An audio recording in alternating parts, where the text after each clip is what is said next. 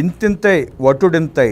అది 1983. పుట్టిన 9 నెలల్లోనే చారిత్రాత్మక విజయం సాధించి తెలుగు గడ్డపై తెలుగు జాతి ఆత్మ గౌరవ పతాక ఎగరవేసింది తెలుగుదేశం పార్టీ. తెలుగు వెలుగు ఎన్టీఆర్ ముఖ్యమంత్రిగా తెలుగునాట రామరాజ్య స్థాపన జరిగి అప్పటికి 2 వారాలు. దేశంలో సంక్షేమ యుగానికి స్వర్ణ పర్వానికి బీజం పడిన శుభ సందర్భం అది.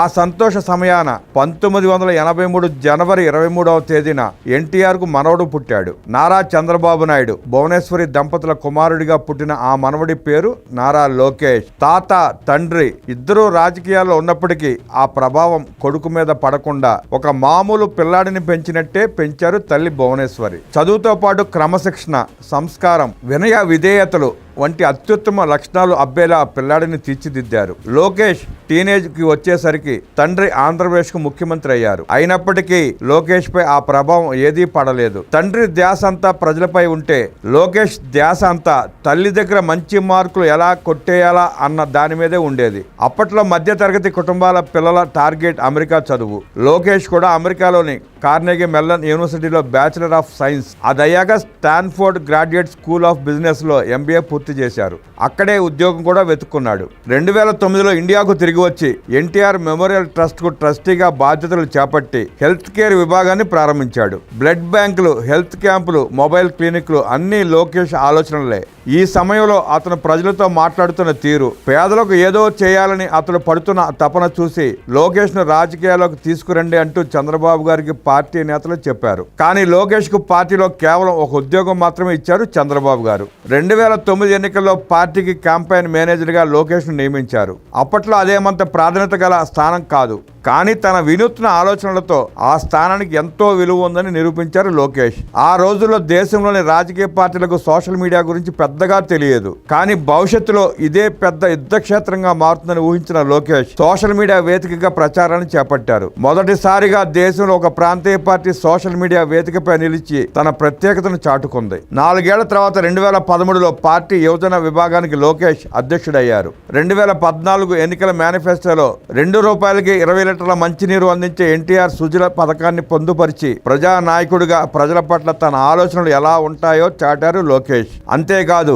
2014 మహానాడులో కార్యకర్తల సంక్షేమ నిధిని ప్రతిపాదించడంతో లోకేష్ ఇమేజ్ మరో స్థాయికి వెళ్ళింది. దేశంలో ఒక రాజకీయ పార్టీ తన కార్యకర్తల సంక్షేమం కోసం నిధిని ఏర్పాటు చేయడం అదే మొదటిసారి. వెంటనే 20 కోట్ల రూపాయలతో నిధి ఏర్పాటైంది. చంద్రబాబు గారు ముఖ్యమంత్రిగా ప్రమాణ స్వీకారం చేసే సమయానికి లోకేష్ కార్యకర్తల సంక్షేమ నిధి సమన్వయకర్తగా పదవి చేపట్టారు. దీంతో తెలుగుదేశం పార్టీలో లోకేష్ ప్రత్యక్ష పాత్రను పోషించడం మొదలైంది. 2014 నవంబర్లో పార్టీ సభ్యత్వ నమోదును చేపట్టి 53 లక్షల మందికి పైగా ప్రజలను పార్టీలో చేర్పించి ఒక మహా సైన్యాన్ని తయారు చేయడం ఒక సంచలనం. ఇదే సమయంలో సభ్యత్వం తీసుకున్న ప్రతి కార్యకర్త కుటుంబానికి భరోసా ఇస్తూ 2 లక్షల రూపాయల బీమా సౌకర్యాన్ని అందించడం దేశంలోనే మొదటిసారి. 2015 సెప్టెంబర్లో పార్టీకి జాతీయ ప్రధాన కార్యదర్శిగా, పార్టీలో అత్యున్నత స్థాయిలో నిర్ణయాలు తీసుకునే పొలిట్ బ్యూరో సభ్యునిగా పదవులు చేపట్టారు లోకేష్. అంతే, ప్రత్యర్థులు లోకేష్ ని పార్టీలో నెంబర్ 2గా భావించి టార్గెట్ చేశారు. అదే సమయానికి దేశంలో పప్పు అనే పదం ట్రెండింగ్ లో ఉంది. లోకేష్ కి కూడా ఆ పదాన్ని తగిలించి ట్రోల్ చేయడం మొదలు పెట్టారు.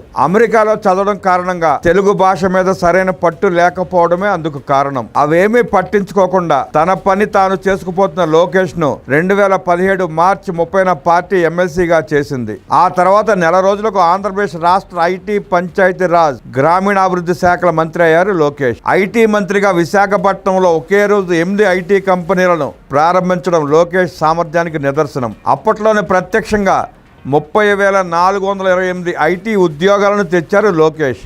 గ్రామీణాభివృద్ధి మంత్రిగా కూడా రాష్ట్రానికి ఏకంగా 97 అవార్డులు సాధించి పెట్టారు. 2019 ఆంధ్రప్రదేశ్ శాసనసభ ఎన్నికల్లో మంగళగిరి నియోజకవర్గం నుంచి పోటీ చేసి తన ప్రత్యర్థి చేతిలో 5,337 ఓట్ల తేడాతో ఓడిపోయారు. ఆ ఓటమి లోకేష్ ను కృంగదీయకపోగా మరింత పట్టుదలను పెంచింది. ఏ నియోజకవర్గంలో తాను ఓడిపోయాడో అదే నియోజకవర్గ ప్రజలకు తాను మరింత దగ్గరవ్వాలనుకున్నాడు. నిత్యం తన నియోజకవర్గ ప్రజలకు అందుబాటులో ఉంటూ వారి కోసం తన సొంత డబ్బులతో ఎన్నో పథకాలను అమలు చేస్తూ వచ్చాడు. మరోవైపు 2023 జనవరి 27 నుంచి డిసెంబర్ 20 వరకు 3123 కిలోమీటర్ల పొడుగున యువగళం పేరిట లోకేష్ చేసిన పాదయాత్ర చారిత్రాత్మకమైంది. ఈ పాదయాత్ర లోకేష్ లోని అసలైన నాయకత్వ లక్షణాలను బయటకు తెచ్చింది. తెలుగు రాదు అన్న వారికి స్పష్టమైన తెలుగులో ఘాటైన సమాధానం ఇచ్చారు. అతని మెత్తని మనసును అలుసుగా తీసుకున్న వాళ్ళకి తాను ఎంతటి యోధులో తెలియజేశాడు. తల్లి చాటున గారాభంగా పెరిగిన లోకేష్ ఎండకు వానకు తట్టుకుని పాదయాత్ర చేయగలడా అని సందేహించిన వారికి సమాధానంగా కష్టపడటమే నాకు ఇష్టమని చెప్పారు లోకేష్. లోకేష్ పాదయాత్రతో ఏపీలో రాజకీయ పరిస్థితులు మారాయి. లోకేష్ ప్రజలను అక్కన చేర్చుకుంటున్న తీరు, ప్రత్యర్థుల వైఫల్యాలు, అవినీతి, ప్రజా కంటక పాలనపై విమర్శనాస్త్రాలు సంధిస్తున్న తీరు చూసి వైసీపీ పెద్దల గుండెల్లో గుబులు మొదలైంది. పాదయాత్రపై రకరకాలుగా కుట్రలు చేశారు. అయినా పాదయాత్ర ఆగకపోగా రోజు రోజుకు ప్రజాదరణ పెరుగుతుండటంతో చంద్రబాబు గారిని అక్రమంగా అరెస్ట్ చేసి జైల్లో పెట్టారు. దాంతో కొన్నాళ్లు పాదయాత్రకు బ్రేక్ పడింది. అయినప్పటికీ లోకేష్ రాజీ పడలేదు, భయపడలేదు. ఆనాటి రాజకీయ పరిస్థితులను శత్రు నాశనానికి అనుకూలంగా మలుచుకుని రాజకీయం అంటే ఇది అని నిరూపించారు. చంద్రబాబు గారు జైలు నుంచి బయటకు వచ్చాక పాదయాత్రను మళ్లీ మొదలుపెట్టి ప్రజలకు ఒక స్పష్టతనిచ్చారు. ఆ తర్వాత వచ్చిన ఎన్నికల్లో ఎలాంటి ఫలితాలు వచ్చాయో అందరికీ తెలుసు. గతంలో తాను ఓడిపోయిన నియోజకవర్గం నుంచే రికార్డు స్థాయి మెజారిటీతో గెలిచి తన నాయకత్వ పటిమను ప్రత్యర్థులకు రుచి చూపించారు. ఆ తర్వాత కూటమి హయాంలో ఈ 18 నెలలు ఏం జరిగిందో అందరికీ తెలుసు. ఐటీ మంత్రిగా, విద్యా మంత్రిగా లోకేష్ సాధించిన వరుస విజయాలను దేశ ప్రధాని సహా జాతీయ మీడియా మొత్తం ప్రశంసించింది. ఒక మెగా డిఎస్సి, ఒక వాట్సాప్ గవర్నెన్స్, ఒక గూగుల్, ఒక కాగ్నిజెంట్, ఒక ఏపీ మోడల్ ఆఫ్ ఎడ్యుకేషన్, ఇలా చెప్పుకుంటూ పోతే అన్ని లోకేష్ను ఒక సమర్థుడైన పాలకుడిగా నిరూపిస్తాయి. 4 గంటల సేపు 4000 మందితో మాట్లాడి వారి విజ్ఞప్తులు తీసుకున్న ప్రజా దర్బార్ గురించి వింటే లోకేష్లోని మానవత్వం, ఆయనలోని సహనం మనకు తెలిసొస్తాయి. అదే సమయంలో రెడ్ బుక్ తన పని తాను చేసుకుంటూ పోవడం చూస్తే లోకేష్ మామూలోడు కాదు అని హెచ్చరిక వినిపిస్తుంది. మొత్తం మీద జాతీయ పత్రిక కవర్ పేజీకి ఎక్కేంతగా లోకేష్ తనను తాను శిల్పములా చెక్కుకుంటూ ఒక పరిపూర్ణ నాయకుడిగా ఎదగడం నవతరానికి స్ఫూర్తినిస్తుంది. నేటి తరం ఆయన లోకేష్ అన్నా అంటోంది. ఈ రోజు లోకేష్ పుట్టినరోజు. మన భవిష్యత్తు బాగుండాలంటే ఎంతో భవిష్యత్తు ఉన్న నారా లోకేష్ను శతమానం భవతి అని ఆశీర్వదించుదాం.